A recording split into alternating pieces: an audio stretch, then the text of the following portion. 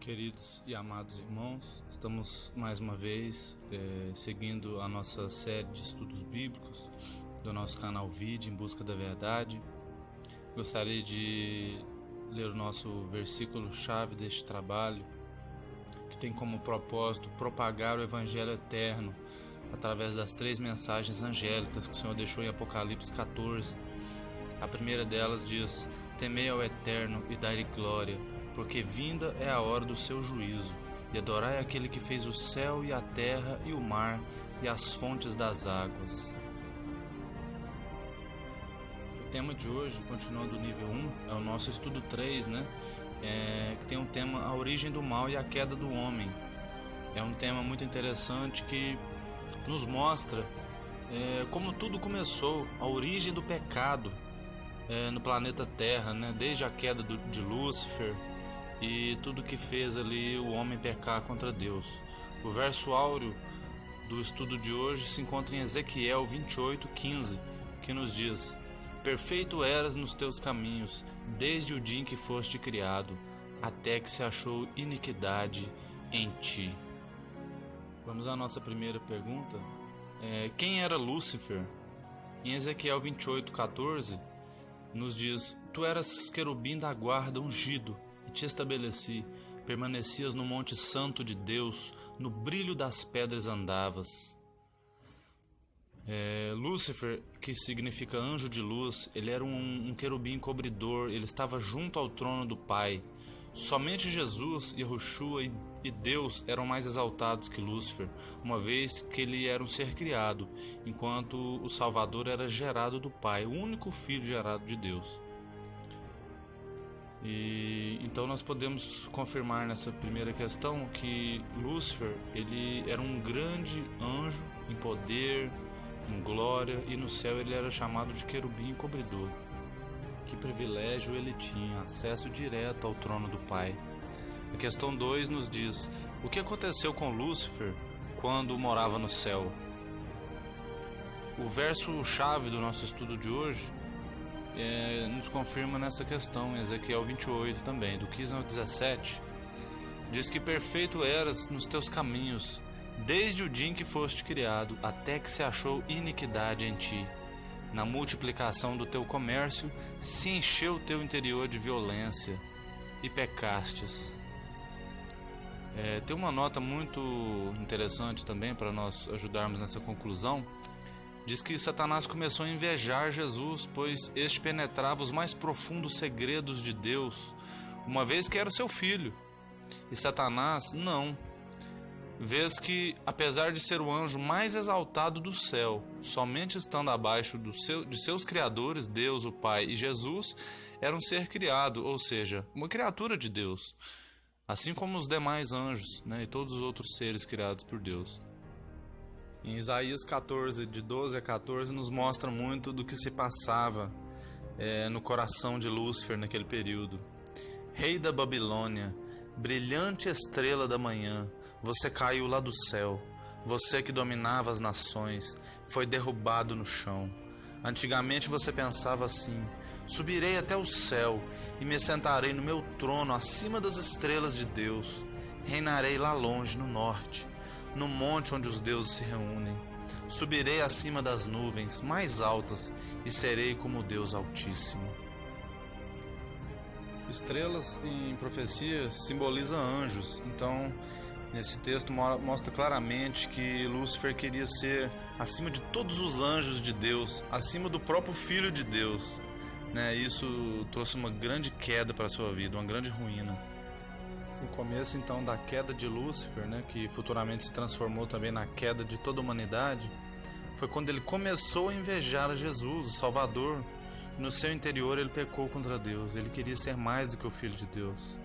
E Deus, infelizmente, não poderia dar a ele essa posição. Ela somente pertencia àquele que tinha um caráter semelhante ao do Pai, um caráter perfeito, que é o do nosso Salvador.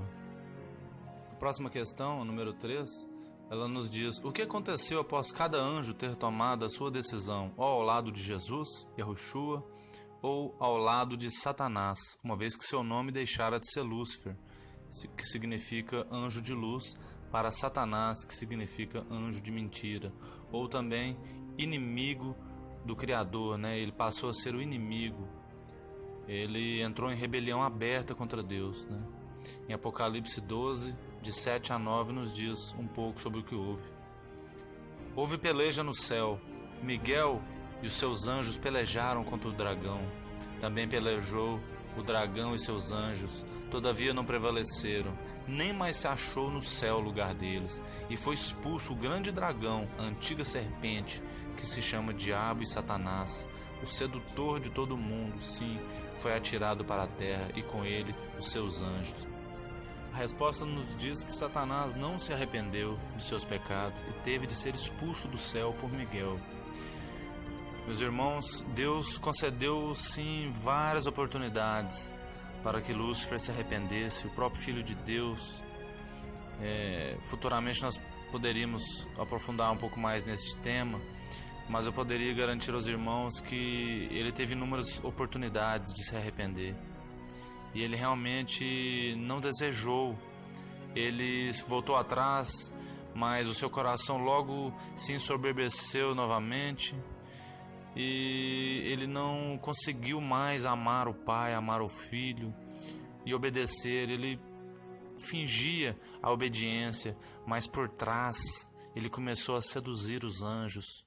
E como ele era um anjo muito poderoso, muito querido no céu, 1/3 do céu lhe deu ouvidos, e muitos outros anjos que não caíram ficaram balançados.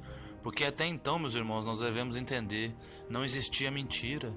Não existia mentira ainda no universo. Satanás é o pai da mentira. Ele foi o primeiro que começou a promover uma ideia diferente de que a lei de Deus não era boa, de que Deus não era justo. E isso trouxe um impacto profundo, que trouxe grande tragédia ao universo. A questão número 4, ela diz: na época em que Satanás estava se rebelando contra Deus e Jesus no céu, o que estes estavam fazendo? Em Gênesis capítulo 2, verso 1, diz que assim, pois, foram acabados os céus e a terra e todo o seu exército. No momento em que a rebelião no céu estava com grande ímpeto e Satanás acusando Deus de ser injusto e não lhe ceder o trono, Deus então ele desce do seu trono majestoso e desce para o abismo, onde ele começa a sua obra perfeita, a sua obra criadora aqui na terra. E durante 6 dias ele cria todas as coisas, e no 7º ele descansou. A ciência do bem e do mal que Satanás criara lá no céu, a qual Deus a refutou, Deus então coloca no jardim uma árvore da ciência do bem e do mal. Aí nós começamos a compreender um pouco mais o que significou Adão e Eva terem comido desse fruto. Não vou me estender neste momento, porque futuramente nós temos outras questões que abordarão este tema. Questão número 5, ela diz: qual foi a advertência de Deus para Adão e Eva? Em Gênesis capítulo 2, versículos 16 e 17, diz: e o Senhor Deus lhe deu esta ordem: de toda árvore do jardim comerás livremente, mas da árvore do conhecimento do bem e do mal não comerás, porque no dia em que dela comeres, certamente morrerás. A resposta, portanto, bem conhecida de todos, é que o casal poderia comer de todas as árvores do jardim, menos da árvore do conhecimento do bem e do mal, senão eles morreriam. Aqui não se tratava apenas de uma morte física, já que Adão viveu depois disso mais de 900 anos ainda, mas de uma morte espiritual, uma separação espiritual do Criador. E por isso que Deus teve que enviar o seu Filho, para morrer, para que pudesse recuperar ao homem a vida eterna, que ele havia concedido ali no jardim.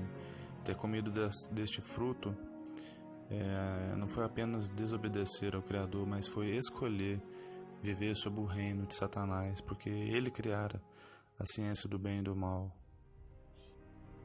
A partir daí, Satanás começou a atuar de forma mais veemente no planeta Terra, E vemos que logo na segunda geração, já com Caim, já houve uma grande destruição, o primeiro assassinato, né, entre membros da própria família. E foi isso que eles começaram já a colher, né, com este conhecimento do bem e do mal.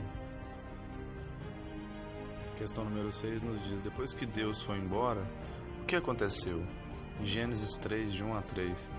Mas a serpente, mais sagaz que todos os animais selváticos que o Senhor Deus tinha feito, disse à mulher: é assim que Deus disse? Não comereis de toda árvore do jardim? Respondeu-lhe a mulher: do fruto das árvores do jardim podemos comer, mas do fruto da árvore que está no meio do jardim, disse Deus: dele não comereis, nem tocareis nele, para que não morrais. Ao contrário do que pensamos, a serpente na época era um animal muito bonito e Eva acabou entretendo conversa com ela. Inclusive era um animal que tinha asas, né, na época. A resposta é que Eva saiu do lado de seu marido Adão e acabou se encontrando com Satanás, que, disfarçado de serpente, começou a conversar com ela. Deus já tinha alertado o casal sobre essa possibilidade, mas um momento de vacilo foi a brecha necessária para Satanás entrar e causar todo esse problema aí, logo no início da história da humanidade. A próxima questão número 7, ela diz qual foi o grande engano de Satanás, né? Qual a artimanha que ele usou para enganar o casal? Primeiro Eva, no caso. Em Gênesis 3, de 4 a 5, então a serpente disse à mulher: é certo que não morrereis, porque Deus sabe que no dia em que dele comerdes, se vos abrirão os olhos, e como Deus sereis conhecedores do bem e do mal. Então o engano foi que a serpente disse a Eva que ela não morreria, e sim seria semelhante a Deus, conhecendo o bem e o mal. E ela acabou caindo nessa, né? Questão 8.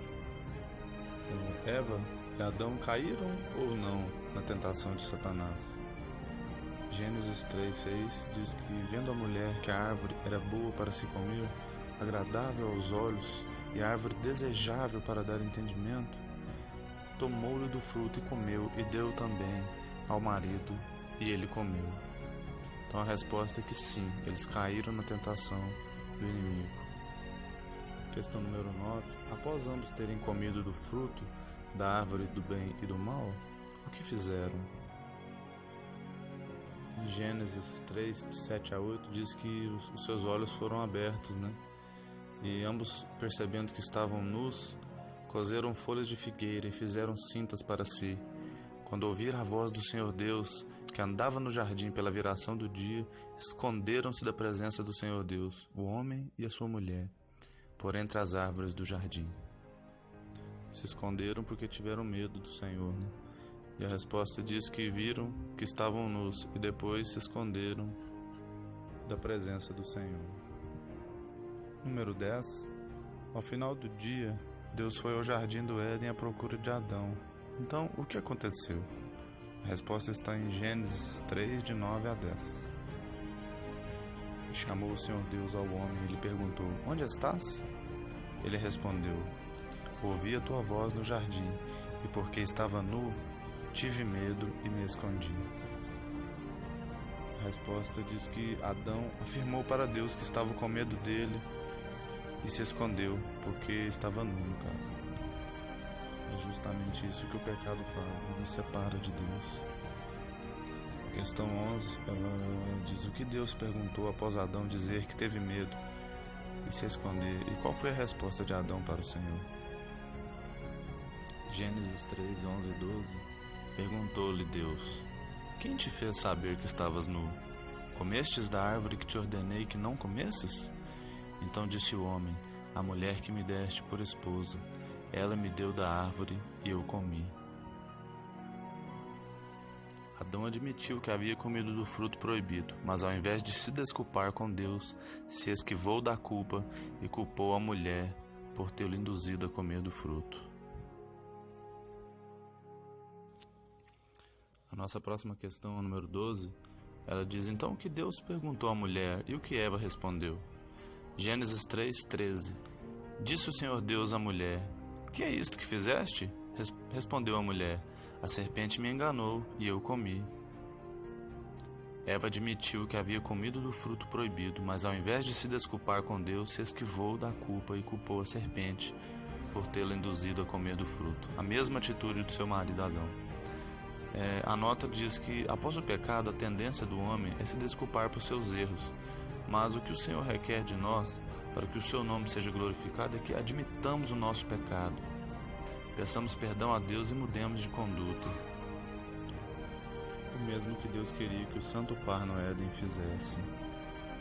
O primeiro passo para obter o perdão do Senhor é admitir o erro, admitir o pecado e clamar pela misericórdia do Senhor. A última questão desse estudo, a número 13, ela diz: então qual foi a resposta de Deus após ouvir a mulher, e que grande promessa Deus deu ao homem com esta resposta? Em Gênesis 3, 14 e 15. Então o Senhor Deus disse à serpente: visto que isso fizeste, maldita és entre todos os animais domésticos, e o és entre todos os animais selváticos. Rastejarás sobre o teu ventre e comerás pó todos os dias da tua vida. Porém, inimizade entre ti e a mulher, entre a tua descendência e o seu descendente. Este te ferirá a cabeça, e tu lhe ferirás o calcanhar. A resposta nos diz que Deus lançou uma maldição sobre a serpente e prometeu ao casal que Jesus, o Salvador Yahushua, viria, sofreria pela raça pecadora, mas a livraria da consequência do pecado, que é a morte eterna.